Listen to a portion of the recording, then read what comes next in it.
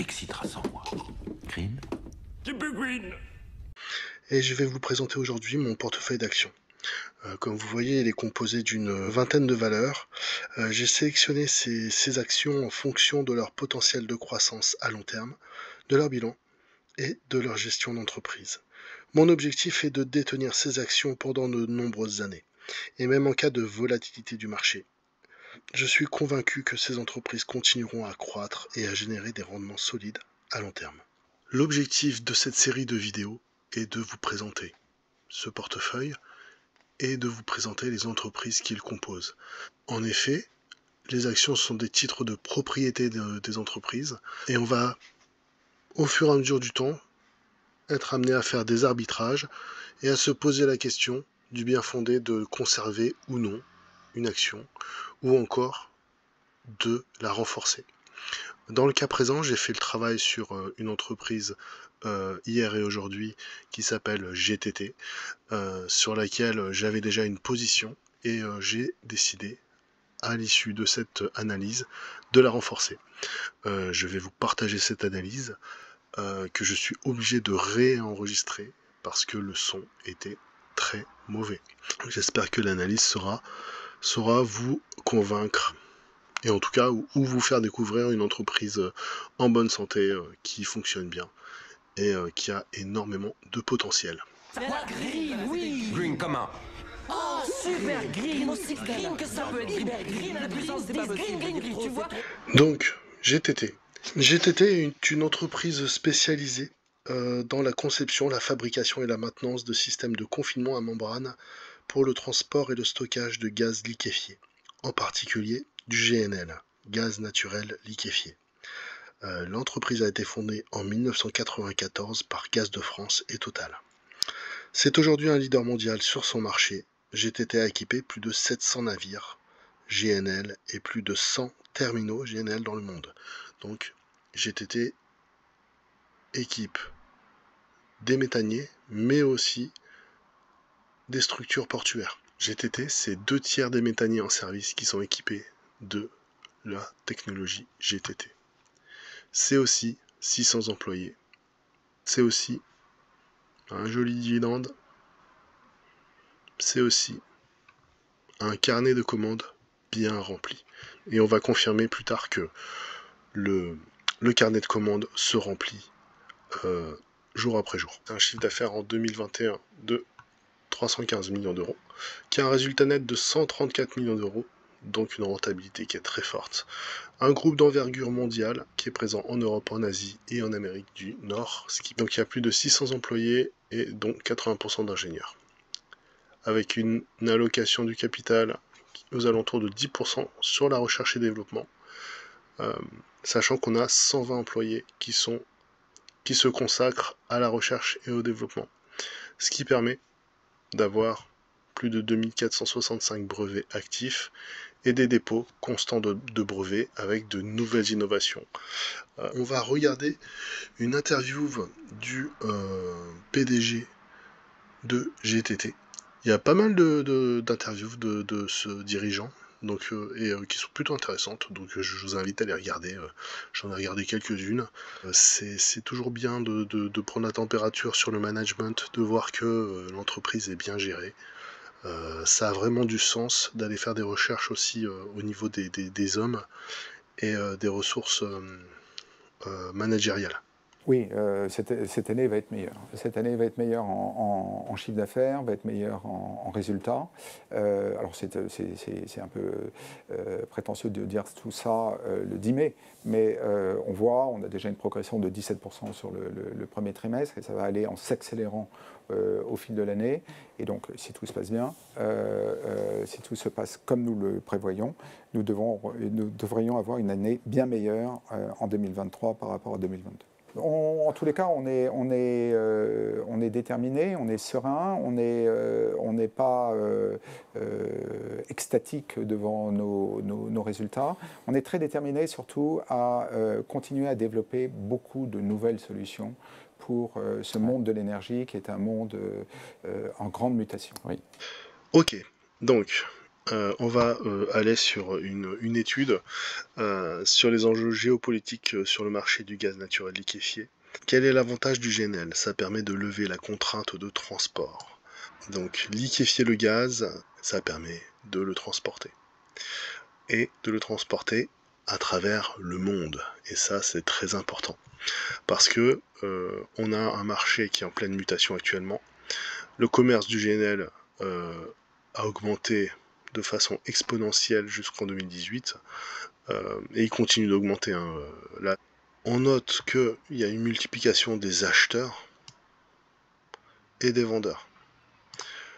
Qui dit multiplication des acheteurs et des vendeurs dit multiplication des canaux de distribution. Parce que pour faire le lien entre ces différents acteurs, il faut des canaux. Donc ça passe par des gazoducs, mais pour prendre l'exemple du Brésil, si vous voulez livrer le Brésil, vous pouvez faire un gazoduc qui part du Pérou, un gazoduc qui part de Trinité et Tobago par exemple. Mais si vous voulez aller le chercher au Nigeria, au Qatar, ou si vous avez des contrats d'approvisionnement avec les Russes, vous allez être obligé de passer par voie maritime. Les pôles principaux sont l'Europe et l'Asie, en termes de pôles d'achat. Les pôles de production, on les voit bien, hein, ils sont quand même assez dispatchés sur le globe. Il est évident que l'Inde et le Pakistan et généralement l'Asie du Sud-Est vont continuer à avoir une demande qui va être en croissance. Brésil, Argentine, Chili, de la même manière, on va avoir une demande qui va croître.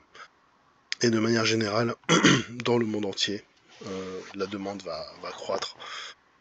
On a des flux commerciaux qui vont être de plus en plus volumineux. Ils le sont déjà, hein, ils sont déjà extrêmement volumineux, mais on va avoir des flux qui vont être de plus en plus volumineux. Et pour transporter ce gaz naturel liquéfié, je vous le donne en mille, qu'est-ce qu'il faut? Il faut des méthaniers. Et c'est là qu'intervient GTT. Dans 2 cas sur 3.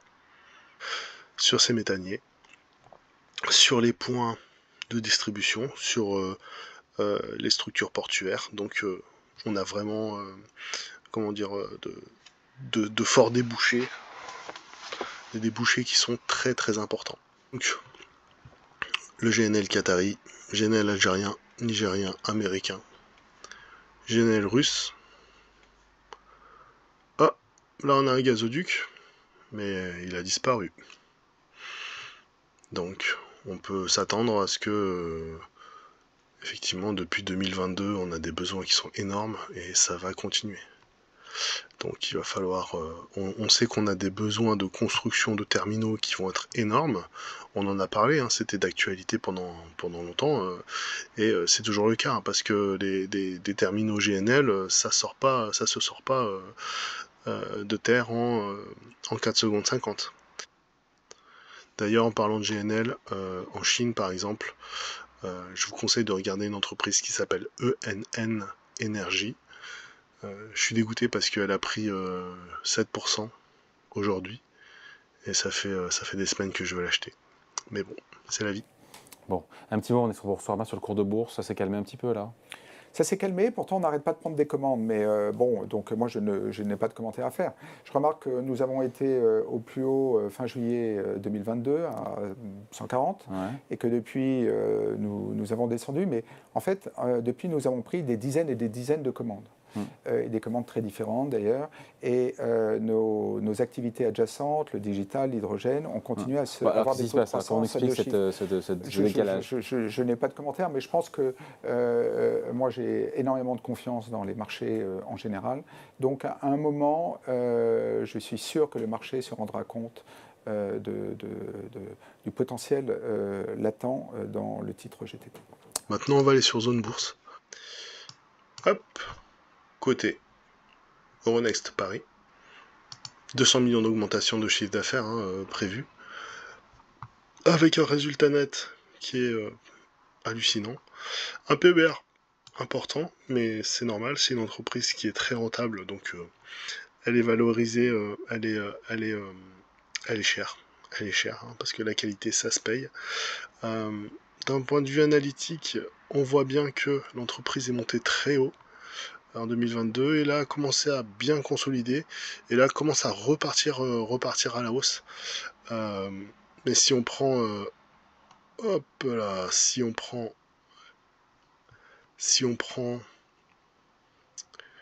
une vue d'ensemble, voilà, on voit quand même que l'entreprise a une belle courbe de progression. Avec si on prend une droite de régression, on va avoir une pente qui est au moins à 20%. Donc ça c'est vraiment, ça c'est ce qu'on aime, hein, c'est ce qu'on veut, c'est très très bon signe. Là on était sur une phase de consolidation et on est en train de casser vers le haut. On a cassé la 99 là.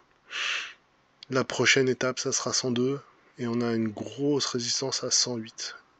Mais je ne doute pas qu'on va continuer à augmenter, sachant que nous sommes le 25 juillet et dans 2 jours on a les publications de résultats. Et ces publications-là, elles vont être, comme prévu, très bonnes.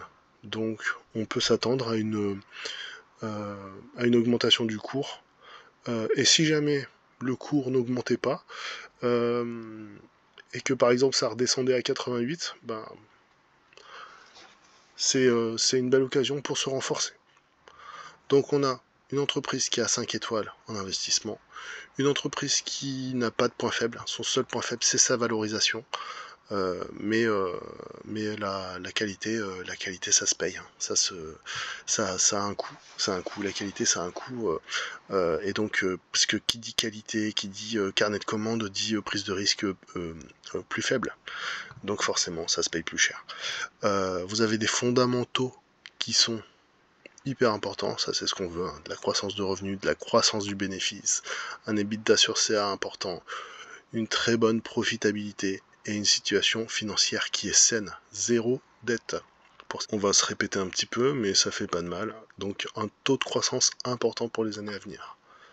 Une très forte rentabilité. Des marges nettes élevées. Les investisseurs qui cherchent du rendement pourront trouver dans cette action un intérêt majeur. On a une rentabilité du dividende qui est à 3,8 et qui est appelée à augmenter.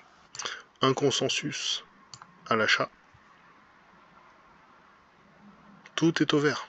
Tout est au vert. Toutes les informations qu'on peut avoir sur cette entreprise sont au vert. Une entreprise qui est leader sur son marché. Voilà, c'est ce qu'on aime, c'est ce qu'on veut. Des boss sur leur marché parce que les leaders, ça résiste mieux. Et puis quand tout va bien, ça fait des résultats qui sont énormes. Et quand ça va mal, ça résiste mieux et en général ça profite de la mort des petites boîtes qui étaient peut-être moins bien gérées. Donc voilà, c'est bien de miser sur des leaders. On a un PER pour 2023 estimé à 21. On a une moyenne de PER qui est à 21, la moyenne sur 5 ans. Donc l'entreprise n'est pas surcotée, elle n'est pas surévaluée là actuellement. Je considère que à 98,8, c'est pas le meilleur point d'entrée, mais c'est pas affreux comme point d'entrée. Dans l'objectif d'une détention un peu longue, ça aurait été mieux de la prendre vers 90, mais j'ai dans l'intuition que le moment est passé. Donc après, là, si on part sur une croissance forte, il faudra accompagner la croissance, hein, et renforcer au fur et à mesure. Donc voilà, une marge d'exploitation à 51, une marge nette à 42,8, un free cash flow à 160. Ah oui, on va chercher la dette. Alors, la dette. Eh ben, il n'y en a pas. Il n'y a pas de dette. Donc souvent on regarde, oui, alors est-ce que... alors 3 fois les EBITDA ça va, 3 fois c'est le maximum. 2 fois, 1 fois c'est que c'est pas mal. Bah là c'est zéro dette. Que de la trésorerie nette et que du free cash flow. Et c'est ce qu'on veut, hein, c'est ce qu'on cherche. qu'est-ce qui va nous manquer là actuellement? Qu'est-ce qui va nous manquer dans cette entreprise? Ça va être le momentum. Tous les voyants sont ouverts comme vous le voyez, à part effectivement peut-être la valorisation, mais comme on l'a dit plus tôt, ça se paye. Mais là où on a un besoin, entre guillemets, c'est d'avoir du momentum. C'est parce que tout seul avoir raison, c'est avoir tort. En bourse, en tout cas. Donc même si on a raison avant les autres, ça ne sert à rien. Si la valeur stagne pendant 5 ans, on aura perdu notre capital. On aura perdu son potentiel de croissance. Donc l'important, c'est de se dire, est-ce qu'il va y avoir du momentum? En analyse technique, on voit quand même que y a eu d'une part, il y a des résistances qui ont sauté, et d'autre part, on va avoir les résultats. Et je pense que ça va faire une sorte d'accélération. Ça va créer un momentum, et ça va monter à des résistances suivantes. Et donc ça va faire passer un palier à la valeur. Et par ailleurs, on va arriver dans un moment où, en général, la deuxième partie de l'année est un peu plus agitée. Et là, effectivement, ça sera important, je pense, d'avoir des valeurs de sécurité, avec une grande sécurité. Et comme on l'a vu, le portefeuille de commandes de GTT est énorme. Donc on a une visibilité sur un chiffre d'affaires potentiel, avec des rendements, et avec des marges d'exploitation énormes, donc c'est du chiffre d'affaires qui est sûr. Entreprise bon père de famille, avec zéro risque, qui est en train de prendre un bon virage aussi sur les nouvelles technologies, sur les logiciels, mais aussi sur l'hydrogène. Edenred, et là c'est du Ingenico. Vous voyez les terminaux de paiement, ça c'est du Worldline. Bref. Voilà. En tout cas, j'espère que la vidéo vous aura plu. J'ai essayé d'être plutôt synthétique, en tout cas dans le montage. Hein. J'ai fait beaucoup de découpes pour éviter beaucoup de blabla. J'espère que ça vous aura plu. Si vous avez envie qu'on analyse une autre entreprise du portefeuille, n'hésitez pas. Pourquoi analyser les entreprises du portefeuille et pas d'autres entreprises? Parce que c'est des entreprises que j'ai déjà bien étudié, bien regardé, et sur lesquels je suis à l'aise pour parler de l'entreprise. Des entreprises que j'ai pas regardées du tout, ça a aucun sens que je vous en parle. À part vous dire oui c'est chouette machin tout ça, ça n'a pas de sens, parce que je vous apporterai aucune valeur dans le cadre de la présentation d'une entreprise que je ne connaîtrai pas. Voilà, je vous remercie de votre attention et je vous dis à bientôt. Thank you, God bless you, and God bless America.